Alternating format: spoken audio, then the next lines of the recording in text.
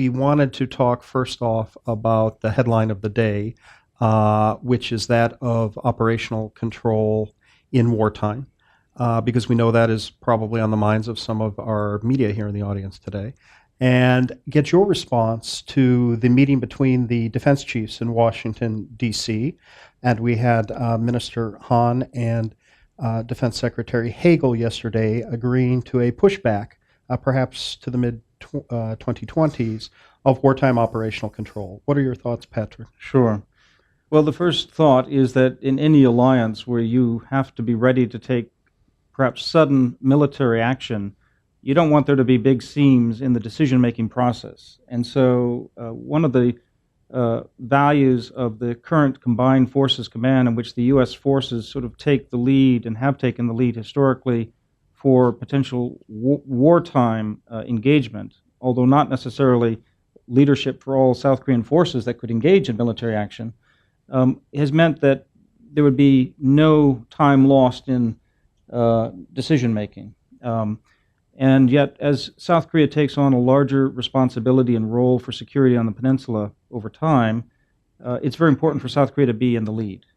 So the question is, how do you square the circle of not opening up and introducing the potential for miscalculation, misunderstanding, weakening the alliance, if you will, and deterrence, deterring the kind of conflict that could come up very suddenly and unexpectedly, to making sure that South Korea actually has the full sovereignty as it should over such a critical set of issues. And many people would like to redefine the topic altogether, that it's not a matter of simply handing back wartime Opcon, as they would say, to South Korea, but rather how do you evolve the current military command and control structure and system that we have between the United States Armed Forces and the Korean, and creating a more effective combined decision-making apparatus with South Korea's in the lead, but really there'd be no daylight between the ability to operate together if that's what would be required. And what they've done with this latest decision on the delay of wartime Opcon sort of transfer, though, is what was expected. It's what's been negotiated with President Park and her government since she indicated that she did want to put off the December 2015 transfer because it was just premature to move ahead at this point, given growing North Korean missile and nuclear capabilities, given the lack of traction on inter-Korean relations up to this point.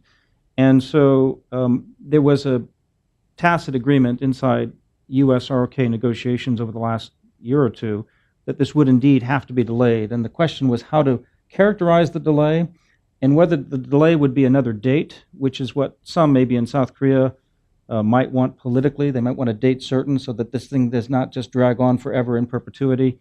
Or do you want it to be conditions-based, i.e., future decision makers, policy makers, presidents in this case, will make the decision based on their assessment of the threat and the acceptability of creating a different command structure with respect to weakening deterrence or having South Korea fully ready to be declared as clearly in charge. In reality, South Korea is in charge. The U.S. would not be operating out of South Korea without the full support and understanding and acceptance of South Korean government. So the reality is the structure already works very well together. And a lot of this is optics. But it's more than optics. It's still a sovereignty issue. It gets down to any core neuralgic issue. It's on a local issue, you'd probably say it's like textbooks in your local school. You know, who has control? Is it the state and the government, or is it, you know, the local school? Who teaches your children? Well, in an alliance, I mean, who has control over the use of force is a cardinal issue. And obviously the South Korean government has to be given the full respect of sovereignty in this issue. But in an alliance where you're trying to maximize and leverage your dual capabilities, you want to make sure you can leverage your two defense forces to achieve your first purpose, which is prevent conflict from breaking out in the first place. And secondly, if it does break out, figuring out how to, as the current objective is, restore the armistice. And if that doesn't work out, how do you deal with the contingencies that evolve or devolve from there? And that takes tight command and control under very challenging, changing circumstances in a crisis. And that's not something you want to be unprepared for. Mm-hmm. Sure. To visit the timeline a little bit and to get to this issue of some of the criticisms that you allude to, in 2006, the issue was first really brought up, but in the interim time, we have had nuclear test in 2009.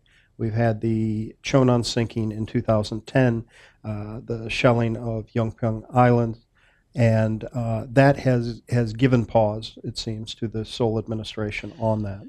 And then you mentioned what was also mentioned by the defense chiefs, which was namely this perception of growing North Korean capabilities. Um, do you sense that this is something that Korean government will be able to convince Korean public is the right thing, or do you think Korean opposition will try to hang their hat on some of these issues? Again, I know speaking very much privately as an Yes. individual observer.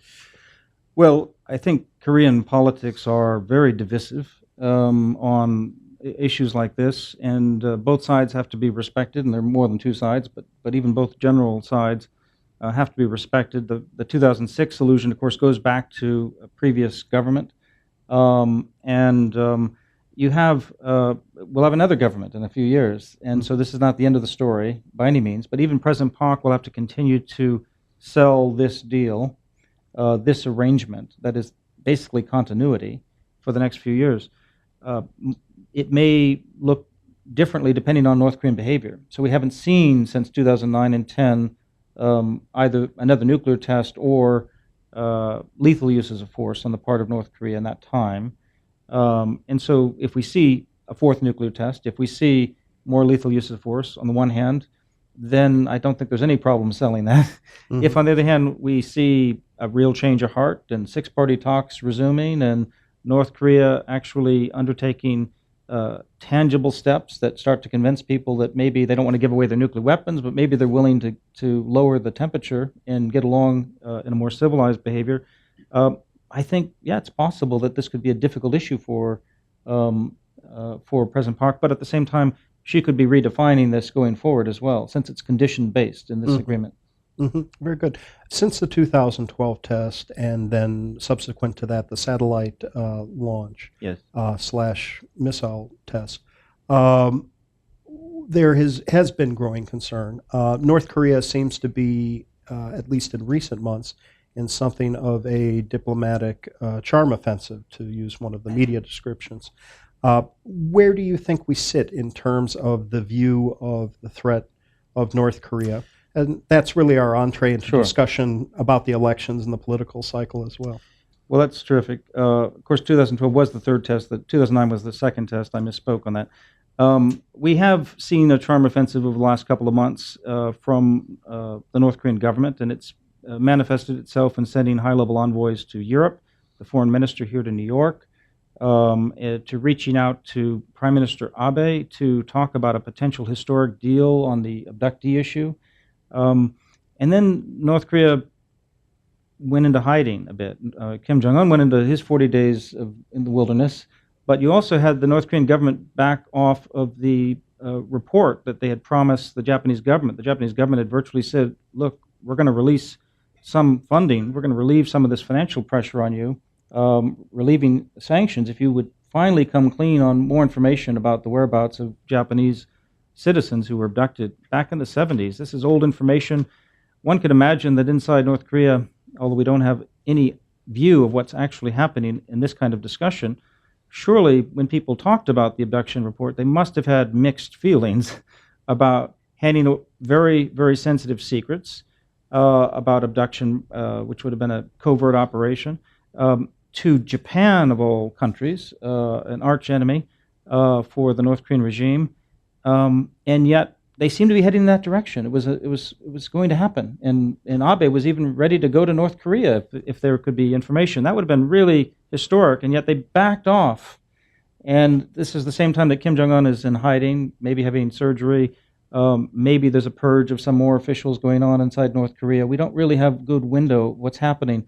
From my perspective, of what we can see is that North Korea classically buys time by these diplomatic overtures. So what we've seen in North Korean diplomacy in these last couple of months, including the opportunity to possibly participate in this Northeast Asian Peace and Cooperation Initiative, the NAPC meeting, which is the new iteration of a South Korean sub-regional Northeast Asian program that could build more from the ground up, kind of less contentious issues of cooperation, like energy and other issues, health, and try to bring countries in the region together rather than focusing on the really hard neuralgic issue of nuclear issues where you've got a six-party talk.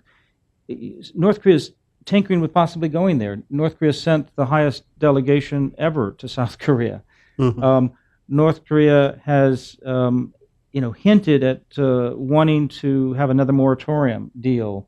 And the U.S., in return, has shown some flexibility in this past week. So you've got Sid Seiler, who's no liberal on North Korea. He's a very hard-headed realist and knows North Korea very well, saying, look, the United States could resume six-party talks if North Korea would agree to a moratorium on missile tests and nuclear tests. Well, that brings us right back to 2012, unfortunately. And that was a very harsh experience. So you've got the second term of the Obama administration looking at dealing with Kim Jong-un, thinking there's an opportunity. Kim Jong-un seems to embrace a deal that had basically been worked out before with his now deceased father to freeze missile and nuclear tests. And it all falls apart, as you recall, when they didn't launch missiles per se, they launched rockets. But the distinction between the missiles and rockets from a U.S. perspective was non-existent. It was basically a stalking horse for a three-stage intercontinental ballistic missile. From a North Korean perspective, who knows? But they wanted to make the case it was a space program, it was a satellite launch program, it was a rocket program. And we haven't seen another nuclear test on that since then, but we do know that they continue to have prepared for potential further nuclear tests. So they're buying time because they've given away nothing yet. They're starting to get some relief of pressure, which they need. They wanted to relieve pressure on the human rights report that was just about to possibly get referred to the International Criminal Court. North Korea clearly did not want that step to be taken. I think North Korea probably has some further doubts in this year about China's support relative to previous years. And so they're not going to trust Chinese support. They're not going to take that for granted. They can't. They've alienated China to some extent. China's not going to give away North Korea, but at the same time, they can't just roll over and support some of the things that Kim Jong-un has done in particular.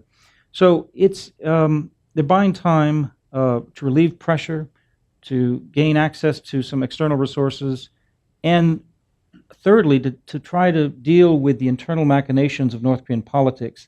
And that is a black hole for us. There is no expert I know who actually understands and has talked to the people in charge, about what's going on there. I don't know, but the point is we should all be asking questions about what could be taking place back there. And I mentioned my supposition, for instance, on the abductee report, that surely that had to lead to some tension. And if these purges are real, and we've already, they're following on the purges of other relief of senior officials and the killing of the uncle, Chung Sung-taek, I mean, there's enough going on that it's not all unanimity, right? That's not human nature to be unanimous anyhow. It may be politically the only thing one can do in public, but it has meant that North Korea can only, North Korea elite really can determine the future of what's going on. Is power being more shared, even if Kim is the only legitimate heir to the dynasty? Is it being more diffuse, or are the elites somehow not entirely satisfied with the way some things are going? Do they want more or less?